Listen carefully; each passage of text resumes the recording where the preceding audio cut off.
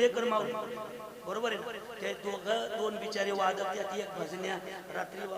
12 वाजता ऍक्सिडेंट झाला बिचारी दोन्ही पोरं एका जागेवर गेली हे फार कठीण आहे आता तुम्ही महाराज सांगणार तुम्हाला नंतर बाबा आपल्या जिल्ह्यात आपल्या तालुक्यात तुमच्या जेवढे नियोजन संस्थेत तुम्हाला हात जोडून कळकळीची विनंती आहे संध्याकाळचे कीर्तन 7 ते 9 करा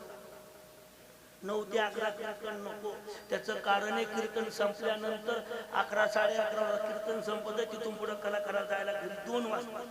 रस्त्यानं सध्या वातावरण बिघडलेलं मोटरसायकलवाले व्यवस्थित चालत नाहीत मोठ्या गाडीवाले व्यवस्थित चालत नाही आणि सगळ्यात महत्त्वाचं संप्रदायामधले सगळीच कलाकार सगळीच माणसं भरभक्कम आहेत असं नाही लक्षात ठेवा फार गरिबी परिस्थितीतून माणसं आम्ही इथपर्यंत आलेलो आहोत आम्हाला बायको आहे लेकरे बाळे संसारे आम्हाला सुद्धा आहे हो आमचं घरी कोणतरी वाट पाहतंय लक्षात ठेवा 4 चाकीत महाराज गाडीत फिरतो म्हणजे तो काय फार लई सेफ्टी फिरतो असं नाही लक्षात ठेवा त्याचं गाडीला चांगला डॅश बसला तर कोणती गाडी असू द्या मरायला काही वेळ लागतो का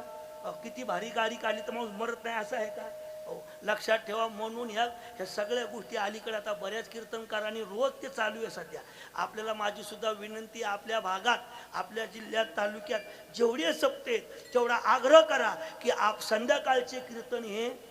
7 ते 9 झाले पाहिजे कीर्तनकारालाही त्रास नाही गावकऱ्याला त्रास नाही आणि कलाकाराला आमच्या मायबापाला त्रास नाही आम्ही जे बोलतो का नाही हे 2 तास हे सगळे यांच्या जीवा बोलतो बघा हे फार अत्यंत महत्त्वाची माणसं एखाद्या वेळेस मित्र असं म्हणेन ऐका हो माऊली एखाद्या वेळेस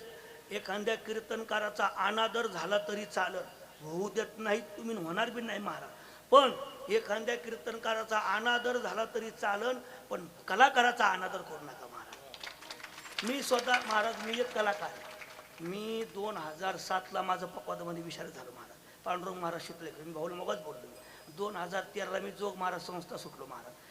2 वर्ष ऋषिकेशला 3 चातुर्मास काढले पंढरपूरला मलाही जाण महाराज कलाकार लक्षात ठेवा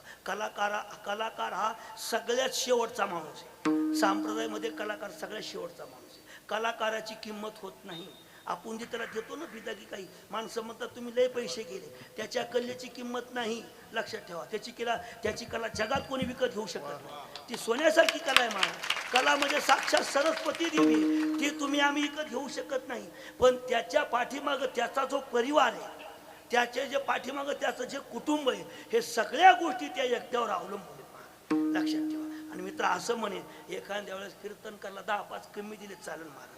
लक्षात ठेवा पण कलाकाराचा अनादर करू नका कारण ते माणसं आम्ही 2 तासात वजन टाकणारे माणसं